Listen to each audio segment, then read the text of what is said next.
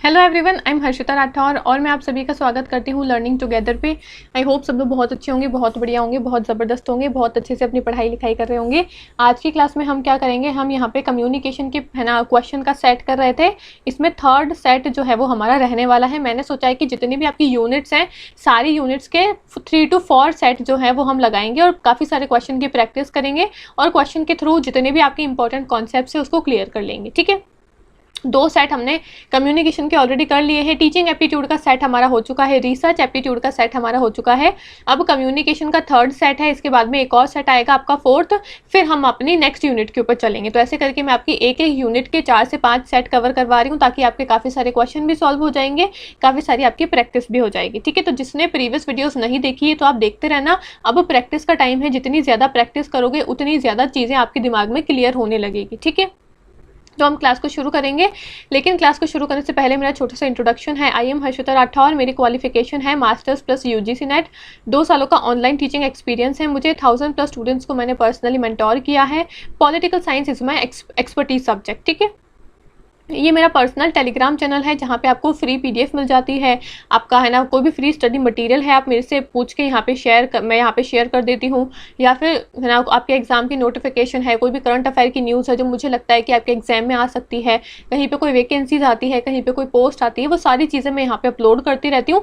तो ये हर्षिता मैम की पाठशाला जो है वो मेरा पर्सनल टेलीग्राम चैनल है। आपको सिंपली टेलीग्राम के ऊपर सर्च करके लिखना है हर्षिता मैम की पाठशाला और मेरी फोटो लगी हुई दिख जाएगी, तो उसको ज्वाइन कर लेना। काफ़ी सारे बच्चों ने उसको ऑलरेडी ज्वाइन करा हुआ है। एक हमारा कॉमन टेलीग्राम चैनल है, हमारी यूट्यूब चैनल का ही कॉमन टेलीग्राम चैनल है, जहाँ पे आपको हमारी क्लासेस की सारी लिंक वगैरह और आपको क्लासेस की सारी प्लेलिस्ट वगैरह सब वहाँ पे मिल जाती है, और भी क्लासेस की जानकारी जो है वो हम वहाँ पे अपलोड करते रहते हैं। तो लर्निंग टुगेदर जो है वो हमारा कॉमन टेलीग्राम चैनल है, तो आप याद से दोनों टेलीग्राम चैनल को ज्वाइन कर लेना। एक मेरा पर्सनल है हर्षिता मैम की पाठशाला, और लर्निंग टुगेदर हमारा कॉमन टेलीग्राम चैनल है जहाँ पे आपको सारी इन्फॉर्मेशन जो है वो मिलती रहती है। ठीक है, आगे बढ़ते हैं। अब हम आज का जो हमारा क्वेश्चन रहने वाला है इससे हम शुरुआत करेंगे। इससे पहले हमने काफ़ी सारे, मैंने बताया ना, हम एक क्लास में कोशिश करती हूँ मैं कि मैं आपको 10 क्वेश्चन सॉल्व करवाऊँ, और 10 क्वेश्चन सॉल्व करवाने का मतलब होता है मेरा कि सिर्फ क्वेश्चन को पढ़ के सिर्फ आंसर बताना नहीं है, बल्कि क्वेश्चन का जो भी पूरा एक्सप्लेनेशन है वो एक्सप्लेनेशन मैं आपको यहाँ पे देने की पूरी कोशिश करती हूँ। ठीक है, तो हमने इससे प्रीवियस वीडियो में ऑलरेडी 2 सेट कर लिए हैं, जहाँ पे हमने दो यानी कि है ना 10-10 करके 20 सवाल हमने ऑलरेडी कम्युनिकेशन के कर लिए हैं।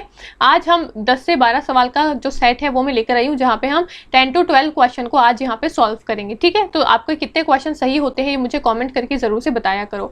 अब सबसे पहला क्वेश्चन क्या बोला है, the sequential order of mass communication. Mass communication में आपको सही क्रम में जमाना है इसको। आपका क्या क्या आएगा, सोर्स एंड एनकोडर है, मैसेज है, मीडियम है, डिकोडर है और फीडबैक है, यानी कि संप्रेषण के तत्वों को आपको सही क्रम में जमाना है।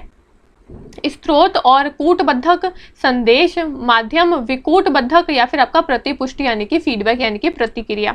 सबसे पहले तो सवाल बाद में करते हैं, पहले मैं आपको यहाँ पे पूरा कॉन्सेप्ट समझाती हूँ, उसके बाद में फिर मैं आपको सवाल का आंसर बता देती हूँ। ठीक है, क्योंकि मेरा जो मेन एम है वो ये नहीं है कि आपको सिर्फ क्वेश्चन का आंसर बताना है। क्वेश्चन के आंसर तो आप गूगल से भी सर्च कर सकते हो, पीडीएफ डाउनलोड कर लोगे। आजकल तो बहुत सारी फ्री पीडीएफ है, बहुत सारे स्टडी मटीरियल है, टेस्ट सीरीज चलती है, किताबें हैं, उसको देख के आके सॉल्व कर सकते हो। मेरा जो मेन एम है वो मेरा मेन मकसद क्या है, आपको कॉन्सेप्ट क्लियर करवाने हैं। यहाँ पे कॉन्सेप्ट क्लियर होंगे तो सवाल आपसे ऑटोमेटिकली ही सही हो जाएंगे। ठीक है, तो कॉन्सेप्ट क्या पूछा है, मास कम्युनिकेशन से काफी ज्यादा क्वेश्चन आपके एग्जाम में कम्युनिकेशन वाले यूनिट से पूछे जाते हैं।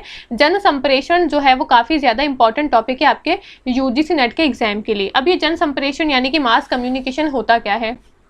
कम्युनिकेशन जो है वो अलग अलग प्रकार के होते हैं। एक होता है आपका इंटरपर्सनल कम्युनिकेशन, जहाँ पे आप 2 या 2 से ज्यादा व्यक्तियों के साथ में बातें करते हो। एक होता है आपका इंट्रापर्सनल कम्युनिकेशन, जहाँ पे आप खुद से बातें करते हो, खुद के मन में भी तो हम बातें करते हैं ना कि मैं ऐसा करूंगी, फिर मैं 2 दिन बाद ऐसा करूंगी, तो हम जो खुद से प्लानिंग करते हैं, खुद से बातें करते हैं मन में, उसको बोलते हैं इंट्रापर्सनल कम्युनिकेशन। और इंटरपर्सनल कम्युनिकेशन जहाँ पे हम 2 या 2 से ज्यादा लोगों से बातें करते हैं। एक होता है आपका ग्रुप कम्युनिकेशन, एक होता है आपका मास कम्युनिकेशन। ग्रुप कम्युनिकेशन यानी कि जब छोटा ग्रुप होता है, 5 से 7 लोगों का, 10 लोगों का एक छोटा ग्रुप है, जिसका सेम मतलब एक ही, जिसका है ना सारे ग्रुप का एक ही मेन उद्देश्य है, और उस उद्देश्य को पूरा करने के लिए सारे ग्रुप के लोग जो है वो काम करते हैं। तो उस ग्रुप के बीच में जो संचार होता है उसको बोलते हैं हम ग्रुप कम्युनिकेशन। लेकिन एक होता है आपका मास कम्युनिकेशन यानी कि जन संप्रेषण, जहाँ पे हमारे पास में जो ऑडियंस है वो काफी ज्यादा बड़ी होती है, काफी ज्यादा लार्ज ऑडियंस होती है। ग्रुप में तो मैंने बताया 5 से 7 7 लोग होंगे एक समूह के अंदर, लेकिन मास कम्युनिकेशन में हजारों लाखों लोग हो सकते हैं। जैसे मैं यहाँ पे यूट्यूब पे देख के वीडियो बना रही हूँ, तो मेरी वीडियो को हजारों लोग देख सकते हैं, लाखों लोग देख सकते हैं, 500, 1000, 10,000, 50,000, कितने भी बच्चे इसको देख सकते हैं। तो ये कैसा हो जाएगा, ये आपका मास कम्युनिकेशन का एग्जाम्पल हो जाएगा, जहाँ पे हम बहुत सारे मास नंबर ऑफ पीपल से इंटरेक्ट करते हैं, कम्युनिकेट करते हैं, संचार करते हैं। ठीक है, अब मास कम्युनिकेशन क्या होता है समझ में आ गया। अब मास कम्युनिकेशन के जो तत्व है उसको सही क्रम में आपको लगाना है। सबसे पहले एनकोडर आएगा, फिर मैसेज आएगा, मीडियम आएगा, डिकोडर आएगा या फिर फीडबैक आएगा। तो आपको यहाँ पे समझना पड़ेगा, कोई भी संचार है, मास कम्युनिकेशन है या कोई दूसरे प्रकार का संप्रेषण है, फीडबैक कब दोगे, प्रतिक्रिया कब दोगे, सबसे लास्ट में दोगे। मैं आपको कोई यहाँ पे मैसेज भेजूंगी तभी तो आप मेरे को रिप्लाई करोगे, तभी तो उसका प्रतिक्रिया मुझे दोगे। बिना मैसेज भेजे ही प्रतिक्रिया कैसे दे दोगे, नहीं दे सकते हो। यानी कि ई वाला ऑप्शन सबसे लास्ट में आएगा। अब ई सबसे लास्ट में किसमें नहीं है उसको हटा दो। मैं यहाँ पे आपको ये भी सिखाती हूँ कि सवाल कैसे आपको सॉल्व करना है। तो ई सी वाले ऑप्शन में सबसे लास्ट में नहीं है, ए में भी सबसे लास्ट में है, बी में भी सबसे लास्ट में है और डी में भी सबसे लास्ट में है। यानी कि एक ऑप्शन तो गया, इन तीनों में से कोई आपका आंसर है। ठीक है, अब देखते हैं तीनों में ही ए जो है वो आपका सबसे पहले है, यानी कि सेंडर जो है आपका, स्रोत जो है, कूटबद्धक जो है, एनकोडर जो है वो तो आपका सबसे पहले ही आएगा। तो इसको तो देखने की जरूरत ही नहीं है क्योंकि ऑप्शन में ही आपके ए सबसे पहले दिया हुआ है। अब दूसरा ऑप्शन में क्या दिया हुआ है, इसमें बी दिया हुआ है, इसमें डी दिया हुआ है और इसमें आपका सी दिया हुआ है। अब इन तीनों में से क्या आ सकता है आपके दूसरे नंबर पे, उसको देखते हैं। बी यानी कि मैसेज, डी यानी कि आपका डिकोडर और सी यानी कि आपका मीडियम। अब देखो आपके पास में एक तो है मैसेज, ठीक है, यानी कि एक होता है संदेश, एक होता है आपके पास में डिकोडर, डिकोडर यानी कि आपका रिसीवर जो होता है उसको ही हम डिकोडर बोलते हैं, एक होता है आपका मीडियम। तो मेरे पास में कोई मैसेज होगा, है ना, मैसेज जो है वो मेरे पास में होगा, तब मैं उसको भेजूंगी और भेजने के बाद में जो रिसीवर है उसको प्राप्त करेगा, यानी कि रिसीवर तो पिक्चर में बाद में आएगा। ठीक है भाई, अब मेरे पास में कोई मैसेज है, कोई मेरे पास में संदेश है, उस संदेश को मैं जिस माध्यम से भेज रही हूँ, तो यानी कि पहले तो मैसेज आएगा, माध्यम तो बाद में आएगा, मीडियम तो बाद में आएगा, यानी कि मीडियम भी पिक्चर में बाद में आएगा। तो मैसेज जो है वो आपका सबसे पहले आ जाएगा। तो बी ऑप्शन सबसे पहले दिया हुआ है, तो आपके ए ये वाला भी चला जाएगा ऑप्शन और ये भी एलिमिनेट हो जाएगा। तो ऑप्शन नंबर ए इसका करेक्ट आंसर हो जाएगा। ऐसे आपको सिर्फ दो ऑप्शन से मैंने यहाँ पे पूरा आंसर निकाल के दे दिया। ऑप्शन नंबर ए जो है इसका करेक्ट आंसर आपका हो जाएगा। ठीक है, ऑप्शन नंबर ए जो है इसका करेक्ट आंसर है। इसको आंसर मत समझ लेना, ये इससे प्रीवियस वाले क्वेश्चन का आंसर है। ए ऑप्शन जो है इसका करेक्ट आंसर है। ठीक है, ये 20th वाले क्वेश्चन का आंसर है ये। ठीक है, ये 20th वाले क्वेश्चन का आंसर है और अभी हम जो कर रहे हैं वो 21st है। कंफ्यूज मत हो जाना, मेरे को बोलो मैडम डी लिखा हुआ है, आप तो ए बता रहे हो। ये 21st वाले का आंसर जो है वो आपका क्या हो जाएगा, ऑप्शन नंबर ए हो जाएगा। अब कैसे आंसर हुआ, सबसे पहले आपका सोर्स आता है, आपका सेंडर आता है। सेंडर कौन है, जो मैसेज को भेज रहा है। उसके बाद में सेंडर के पास में एक मैसेज होता है, एक संदेश होता है। उस मैसेज को वो क्या करता है, उस मैसेज को वो किसी माध्यम से यानी कि किसी मीडियम के थ्रू क्या करता है, सेंडर के पास में, डिकोडर के पास में भेजता है। फिर डिकोडर सेंडर उसको समझता है, समझने के बाद में अपनी फीडबैक, अपनी प्रतिक्रिया देता है। तो इस प्रकार से आपका पूरा सीक्वेंस जो है वो पूरा सही क्रम आपका इस प्रकार से चलता है। ऑप्शन नंबर ए इसका सही आंसर है। ठीक है, तो देख रहे हो मैं इस तरीके से पूरा क्वेश्चन आपको यहाँ पे समझाने की कोशिश करती हूँ कि एक सवाल आपका 5 से 10 मिनट तक पूरा एक्सप्लेन करती हूँ पूरा कॉन्सेप्ट को। ठीक है, आगे बढ़ते हैं। आपसे मैच द कॉलम के काफी सारे क्वेश्चन पूछते हैं। यहाँ पे आपसे कम्युनिकेशन के वैरायटीज दे रखी है और आपको उसका व्याख्या दे रखी है, आपको मैच करना है। ये जितने भी आपकी कम्युनिकेशन दे रखी है ये कैसी है, आपकी नॉन वर्बल कम्युनिकेशन है। आई होप आपने नॉन वर्बल कम्युनिकेशन कौन कौन से होते हैं उसको पढ़ लिया होगा। पैरा लैंग्वेज क्या है, प्रोक्सिमिक्स क्या है, कलर क्या है, आर्टिफैक्ट क्या है, आई होप आपने इन सब के बारे में पढ़ लिया होगा। हिंदी में क्या बोला है, संप्रेषण की भिन्नता दे रखी है, भाषा है ना, आंशिक भाषा, है ना, सामीप्य विद्या, रंग या फिर आपका कलाकृति, इसकी व्याख्या क्या है उसको आपको मैच करना है। तो सबसे पहले मैं आपको इसका कॉन्सेप्ट समझाती हूँ। पैरा लैंग्वेज क्या होता है, पैरा लैंग्वेज नाम से समझ में आ रहा है आपकी लैंग्वेज आपकी भाषा से जुड़ी हुई है। तो पैरा लैंग्वेज क्या होता है, मैं किस प्रकार से अपने मैसेज को डिलीवर कर रही हूँ, the way of delivering the message को हम पैरा लैंग्वेज कहते हैं। फॉर एग्जाम्पल, मैं कब अपनी टोन को है ना ऊंची कर रही हूँ, कब लो कर रही हूँ, कभी धीरे बोल रही हूँ, कभी तेज बोल रही हूँ, कहीं पे किसी शब्दों पे ज्यादा जोर लगा रही हूँ, कहीं पे कम जोर लगा रही हूँ, ये सब क्या है, ये सब मेरी पैरा लैंग्वेज के अंदर आएगा। मेरी है ना आंशिक भाषा यानी कि पैरा भाषा के अंतर्गत आता है। ठीक है भैया, फिर आपका प्रोक्सेमिक्स क्या होता है, प्रोक्सेमिक्स होता है पर्सनल स्पेस, आप लोगों से कितने ज्यादा करीब खड़े हो। कोई आपका करीब दोस्त है, उसके आप गले में हाथ डाल के चल सकते हो। कोई आपसे इतना ज्यादा करीब दोस्त नहीं है तो आप उससे मतलब थोड़ी सी दूरी बना के रखोगे, है ना, उससे एकदम थोड़ी ना हाथ में हाथ डाल के पकड़ के चलोगे। तो आप किससे कितनी दूरी बनाते हो, ये भी आपका बीच में एक है ना संदेश दिखाता है कि भी दोनों के बीच में कितना संबंध है या फिर क्या संबंध है, कैसा संबंध है। तो ये होता है आपका प्रोक्सेमिक्स। कलर यानी कि आपका रंग, आपको पता ही है वो तो। और आर्टिफैक्ट क्या होते हैं, आर्टिफैक्ट यानी कि आपकी कलाकृति, आपके आसपास के जो भी आपके भौतिक संसाधन होते हैं, मेरे पास फोन है, मेरे पास गाड़ी है, मेरे पास बंगलो है, मेरे पास कपड़े हैं, मेरे पास है ना लग्जरीज बैग है, तो जो भी चीजें हैं, जो भी आपकी कलाकृतियां हैं, जो भी आपके आर्टिफैक्ट्स हैं, वो सब हम आर्टिफैक्ट के अंदर काउंट करते हैं। ये सारी आपकी नॉन वर्बल चीजें होती है, यानी कि हम इसको है ना वर्बल चीजों में नहीं बोल सकते हैं, आपकी मौखिक या फिर लिखित नहीं होते, इसमें कोई शब्द नहीं होते, ये आपकी भावना, आपके हाव भाव के माध्यम से सामने वाला आपको पहचान सकता है इन सारी चीजों से। ठीक है, अब इसको व्याख्या से मैच करते हैं। सबसे पहले बोला है object and imagine with cultural context, फिर दूसरा है आपका हेजिटेशन, नॉइज, तीसरा है पर्सनल स्पेस। तो मैंने बोला प्रोक्सेमिक्स पर्सनल स्पेस होता है और डिफरेंट मूड। एक आपको पता है अगर ए का 3 होगा तो ए का 3 जिसमें नहीं है उसको एलिमिनेट कर दो बच्चा, ऑप्शन नंबर बी ये इसका करेक्ट आंसर हो जाएगा। यहाँ पे ऑप्शन नंबर बी इसका करेक्ट आंसर है। इस तरीके से आपको यहाँ पे क्वेश्चन को सॉल्व करना है। ठीक है, पहला लैंग्वेज हो जाएगा आपका पर्सनल स्पेस। प्रोक्सेमिक्स क्या होता है? प्रोक्सेमिक्स यानी कि डिफरेंट मूड्स हो जाएंगे आपके। फिर कलर क्या है? कलर हो जाएगा आपका ऑब्जेक्ट एंड इमेजेस विद है ना कल्चरल कॉन्टेक्स्ट। और आर्टिफैक्ट क्या होते हैं आपके? हेजिटेशन की नॉइसेस। ठीक है, तो ऑप्शन नंबर बी जो है इसका करेक्ट आंसर आपका यहाँ पे हो जाएगा। ऑप्शन नंबर बी जो है इसका करेक्ट आंसर है। यहाँ पे ए लिखा हुआ है, आई थिंक कुछ ना कुछ तो यहाँ पे मिस्टेक है। ऑप्शन नंबर बी इसका करेक्ट आंसर हो जाएगा। ठीक है, ऑप्शन नंबर बी जो करेक्ट आंसर, इसको ठीक कर लेना आप। आगे बढ़ते हैं अगले सवाल पे। नेक्स्ट क्वेश्चन क्या पूछा है? 23rd क्वेश्चन पूछा है टाइप ऑफ कम्युनिकेशन और उसके है ना ऑडियंस की टाइप कैसी होती है वो दे रखा है। इंटरपर्सनल अभी मैंने आपको बता दिया, ऑर्गेनाइजेशनल कम्युनिकेशन, मास कम्युनिकेशन भी मैंने आपको समझाया, और सोशल कम्युनिकेशन। तो अलग अलग प्रकार की कम्युनिकेशन है और उस कम्युनिकेशन में कैसी ऑडियंस होगी वो आपको यहाँ पे मैच करके बताना है। तो यहाँ पे हिंदी में सवाल क्या दे रखा है? अंतरव्यक्तिक, संगठनात्मक, व्यापक और आपका सामाजिक, है ना। तो आपको बताना है कि मैंने अभी आपको बताया इंटरपर्सनल कम्युनिकेशन में क्या होते हैं? डायडिक, यानी कि 2 या 2 से ज्यादा लोग होते हैं, इसको हम डायडिक कम्युनिकेशन भी बोलते हैं। तो ए का ऑप्शन नंबर 3 हो जाएगा। अब जहां भी ए का ऑप्शन नंबर 3 नहीं है उसको एलिमिनेट कर दो बच्चा, ऑप्शन नंबर डी यही इसका करेक्ट आंसर है, ऑप्शन नंबर डी। तो इस तरीके से आप एक एक है ना ऑप्शन से एनटी जो है वो क्वेश्चन थोड़ा डिफिकल्ट पूछ सकता है, ऑप्शन काफी इजी देता है। तो ऑप्शन नंबर डी इसका करेक्ट आंसर है। एक ही ऑप्शन से एलिमिनेशन टेक्निक सबसे बेस्ट होती है एमसीक्यूज को सॉल्व करने के लिए। इंटरपर्सनल कम्युनिकेशन डायडिक से मैच हो जाएगा, ऑर्गेनाइजेशनल जो है वो आपका आइडेंटिफिएबल हो जाएगा, फिर आपका मास कम्युनिकेशन जो है वो अनोनिमस होता है, उसमें हमको नहीं पता होता है कि भाई कौन मास कम्युनिकेशन में इतनी सारी आपकी है ना ऑडियंस होती है कि हमको पता ही नहीं चलता कि कौन है क्या है। ठीक है, और सोशल में आपका फ्रेगमेंटेड हो जाएगा। तो ऑप्शन नंबर डी इसका करेक्ट आंसर है। ऑप्शन नंबर डी इसका करेक्ट आंसर है। आपका अंतर्व्यक्तिक क्या हो जाएगा? द्वयकीय हो जाएगा, जहां पे डायडिक हो जाएगा, जहां पे कम्युनिकेशन जो है वो 2 या 2 से ज्यादा लोगों के बीच में होता है। संगठनात्मक हो जाएगा आपका पहचानने योग्य, संगठन में ऐसे लोग होते हैं जिसको आप पहचान सकते हो। लेकिन व्यापक जो है मास कम्युनिकेशन जो है वो अज्ञात होता है। अज्ञात क्यों? मेरी वीडियो को अब कौन देख रहा है कौन नहीं देख रहा है मेरे को पता चल रहा है, नहीं पता चल रहा है ना। तो मास कम्युनिकेशन में इतनी सारी ऑडियंस होती है कि कौन है कौन नहीं है हमको पता ही नहीं चलता है। और सामाजिक होता है आपका खंडन है ना खंडात्मक। तो option number D is your correct answer. ठीक है, आगे बढ़ते हैं अगले सवाल पे। Which of the following is an example of physical barrier in the communication. ये क्वेश्चन हमने ऑलरेडी करा हुआ है, बस ये थोड़ा सा अलग लैंग्वेज में था।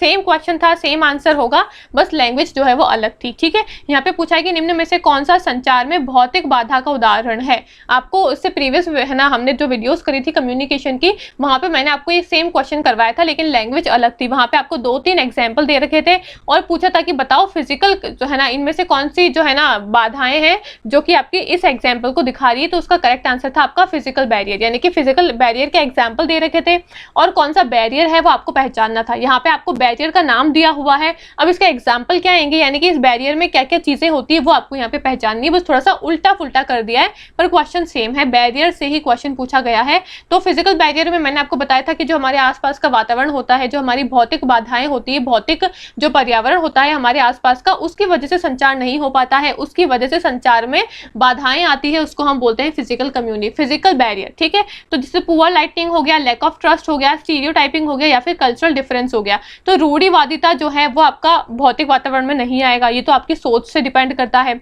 सांस्कृतिक अंतर जो है वो भी आपके है ना भौतिक वातावरण में नहीं आएगा। विश्वास की कमी भी आपके दिमाग में आपके मन में होती है, भौतिक वातावरण में तो होती नहीं है। पर रोशनी, लाइट, पंखा, एसी, कूलर तो आपके भौतिक वातावरण से जुड़ा हुआ है। तो मैंने आपको एग्जाम्पल भी दिया था कि अगर मैं यहाँ पे वीडियो बना रही हूँ, सपोज लाइट चली जाए, फ्यूज फ्यूज चला जाए, है ना, आपका जो पंखा है वो मेरा पंखा चलना बंद हो जाए, मेरा इंटरनेट, मेरा वाईफाई चलना बंद हो जाए, तो मैं क्लास कैसे ले पाऊंगी? नहीं ले पाऊंगी।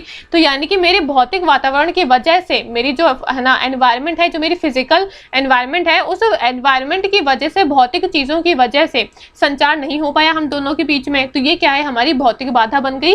Option number a poor lightning जो है इसका करेक्ट आंसर है। भाई लाइट ढंग से नहीं आ रही है, आपको अंधेरा अंधेरा लग रहा है, तो अंधेरे में आप पढ़ पाओगे, मैं पढ़ा पाऊंगी? नहीं पढ़ा पाऊंगी। तो क्या है, हमारे बीच में संचार नहीं हो पाएगा, कम्युनिकेशन नहीं हो पाएगा। किसकी वजह से कम्युनिकेशन नहीं हो पा रहा है? फिजिकल बैरियर की वजह से, यानी कि भौतिक बाधाएं आ रही है जिसकी वजह से हमारे बीच में संचार नहीं हो पा रहा है। तो option number A is your correct answer, खराब रोशनी। ठीक है, ऑप्शन नंबर ए जो है इसका करेक्ट आंसर है।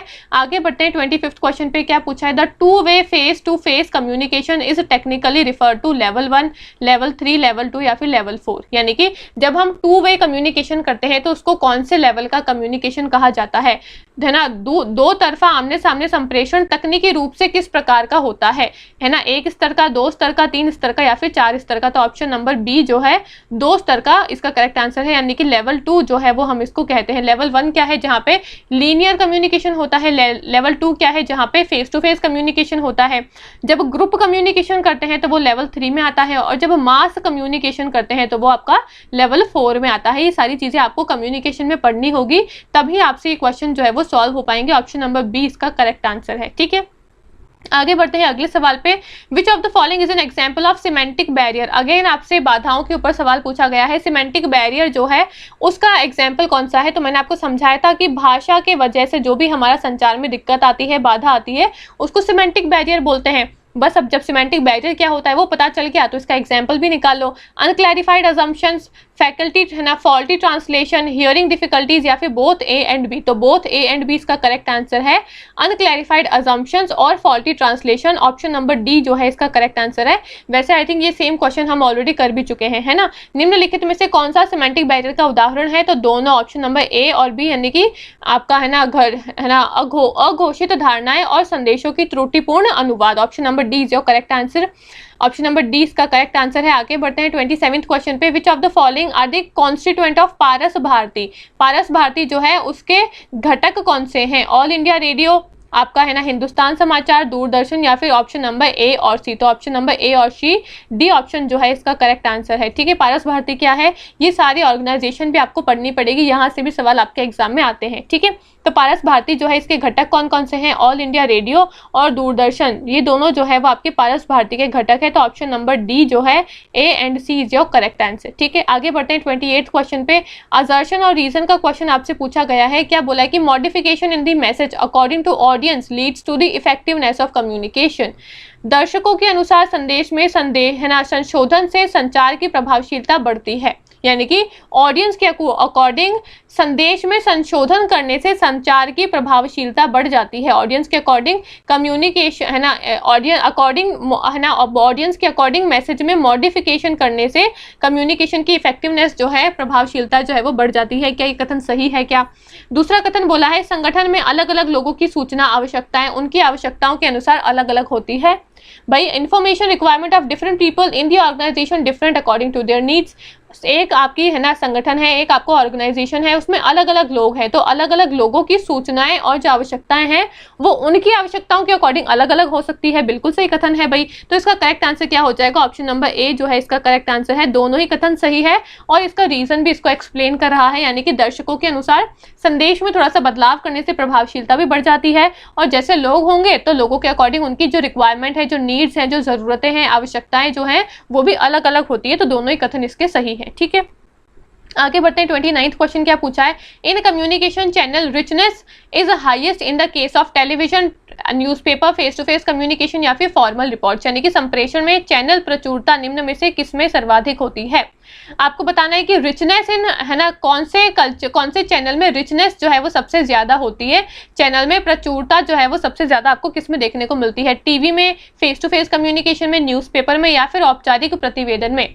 अब रिचनेस क्या होता है? रिचनेस जहाँ पे आपके सेंस ऑर्गन्स जो है वो सबसे ज्यादा लग रहे हैं।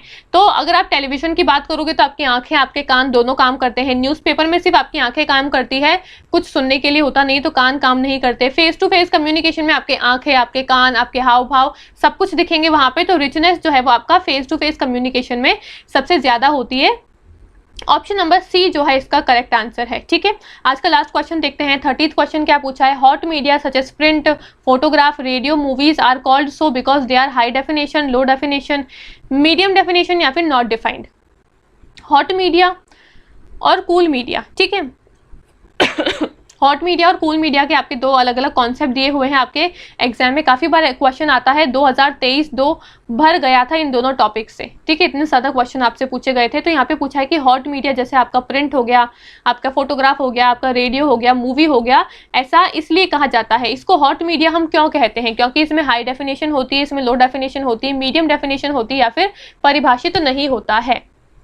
हॉट मीडिया और कूल मीडिया क्या है, तो हॉट मीडिया में क्या होती है, हॉट मीडिया के अंदर आपकी हाई डेफिनेशन होती है, यानी कि हॉट मीडिया में जो डेफिनेशन है वो हाई होती है। ऑप्शन नंबर ए इसका करेक्ट आंसर हो जाएगा। ठीक है, ऑप्शन नंबर ए जो है इसका करेक्ट आंसर है। हॉट मीडिया कूल मीडिया क्या होता है आपको पढ़ लेना है, अगर नहीं पता है तो मुझे कॉमेंट करके बता देना, मैं इसके ऊपर एक शॉर्ट वीडियो आपके लिए बना दूंगी। ठीक है, option number A is your correct answer. तो ये हमने आज की क्लास में 10 सवालों को सॉल्व किया है। मैंने पूरी कोशिश करी है आपको काफी सारे क्वेश्चन सॉल्व करवाऊं और आपको पूरे कॉन्सेप्ट को भी एक्सप्लेन करूं, जो मैंने पूरे अच्छे तरीके से एक्सप्लेन करने की पूरी कोशिश करी है। आई होप आपको वीडियो जो है वो अच्छी लगी होगी, आपको काफी सारे नए कॉन्सेप्ट जो है वो यहाँ से सीखने को मिले होंगे।